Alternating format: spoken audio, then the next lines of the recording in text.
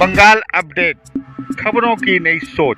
साहित्यिक पुस्तकें प्रकाशित करने वाली श्री प्रकाशन की ओर से और राजस्थान सूचना केंद्र के सहयोग से बुधवार की शाम आयोजित कवि सम्मेलन में जब कवियों ने अपनी रचनाओं को सुनाया तो श्रोता कवियों की गहराइयों में डूब गए।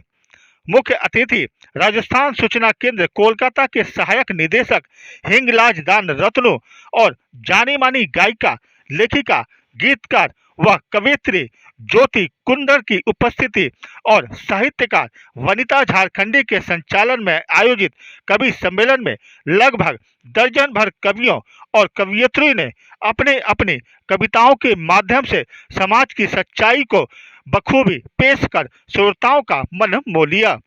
खास बात यह थी कि इस कवि सम्मेलन में युवा कवियों की भी संख्या चौंकाने वाली थी। ऐसे में विशिष्ट अतिथियों ने साहित्य के प्रति युवाओं के झुकाव को एक अच्छा संकेत मान रहे हैं।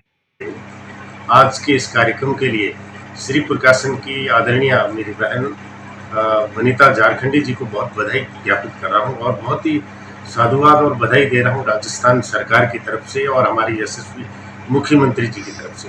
आज का जो कार्यक्रम था श्री प्रकाशन का और वनिता जी का, इसमें इन्होंने युवाओं को जोड़ने के लिए जो एक पहल की वो सार्थक प्रतीत हुई। कारण कि बहुत सारे युवा कवि इसमें थे जो कि आज के समय की नितांत आवश्यकता है और इस आवश्यकताओं की पूर्ति ऐसे आयोजनों से हुई। मुझे बहुत हर्ष हुआ। मैं आज जहाँ भी जाता हूँ युवाओं की कमी खलती है, चाहे वो अपनी संस्कृति से जुड़े हुए कार्यक्रम हो, चाहे साहित्य से जुड़े हुए हो, चाहे अपनी कला और साहित्य कविता से जुड़े हो, परंतु आज की संख्या देखकर मुझे बहुत अतीव हर्ष होता है।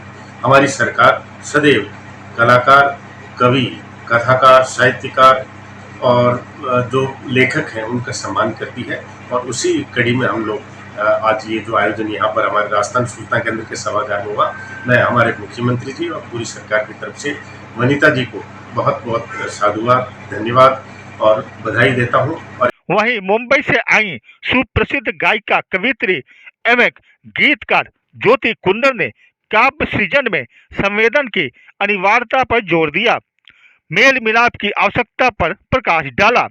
बंगाल अपडेट से एक विशेष बातचीत में ज्योति कुंदर ने साहित्य से जुड़े विभिन्न पहलुओं को शेयर किया।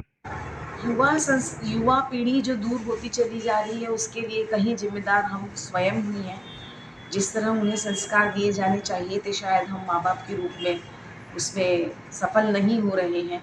और दूसरा जो ये एक मोबाइल के ज़रिए जो एक क्रांति आई है उसमें अच्छाइयाँ भी हैं, बुराइयाँ भी हैं, लेकिन दुख की बात ये है कि लोग उसका दुरुपयोग ज़्यादा कर रहे हैं, जबकि हम उसका सदुपयोग बहुत अच्छी तरह कर सकते हैं।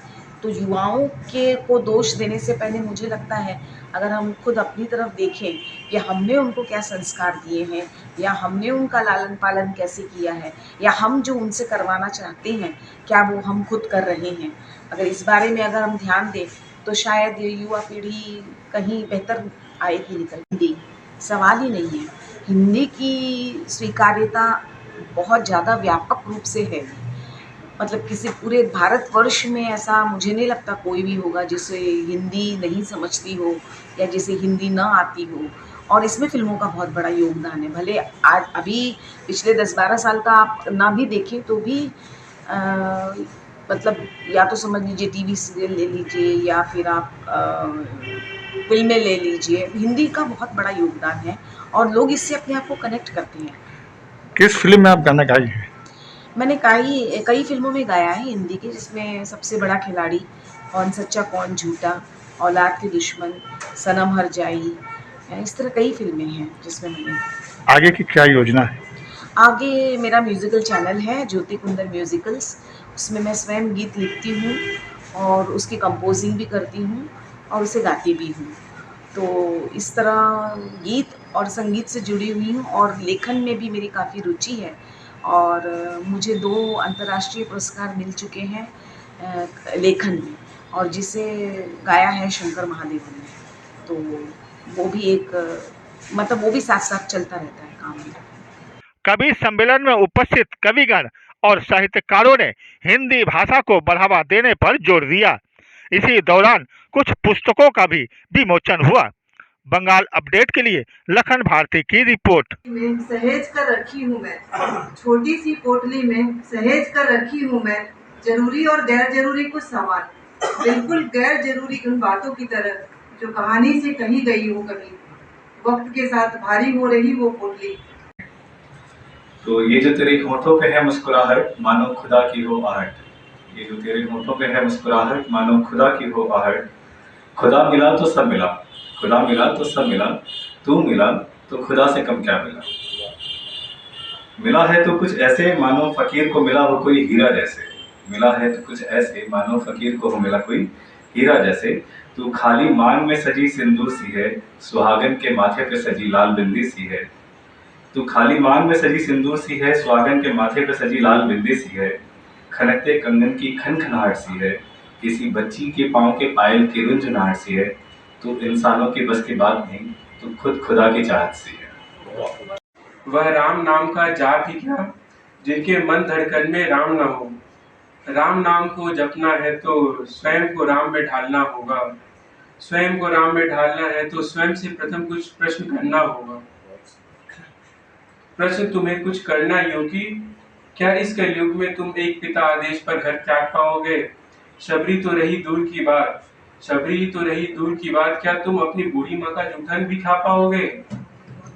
सत्ता तो मैं पूछता नहीं, सत्ता तो मैं पूछता नहीं, क्या इस कलयुग में एक तनख्वाह का कुछ हिस्सा भाई को दे पाओगे।